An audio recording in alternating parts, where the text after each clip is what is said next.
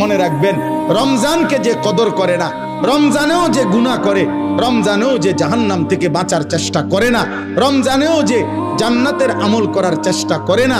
ভাই আমার, ছেলেরা আমার, বাবা আমার, পর্দার আড়ালের মা বোন আমার, সবাইকে এই শেষ কথা বলি। আল্লাহ রসুল বলছে, জিব্রাইল আইসা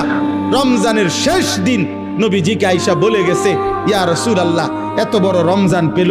ইফতার, সাহারি, তারাবি, এতেকাফ, শবে কদর, প্রতি ঘন্টা মিনিটে এত মাফ নেওয়ার সুযোগ থাকার পরেও যেই নাফরমান জাহান্নাম থেকে বাঁচার চেষ্টা করে নাই, গুনাহ থেকে আল্লাহর কাছে মাফ নেয় নাই, জান্নাতের জরুর আশা পূর্ণ করতে পারে নাই, আমল করতে পারে নাই, খোদার কসম নবীজি বলছে, জিব্রাইল আইসা বলছে, ইয়া রাসূলুল্লাহ, এমন নাফরমানের উপরে আল্লাহর লানত, আল্লাহর লানত, লানত, লানত। নবী বলছে আমিন।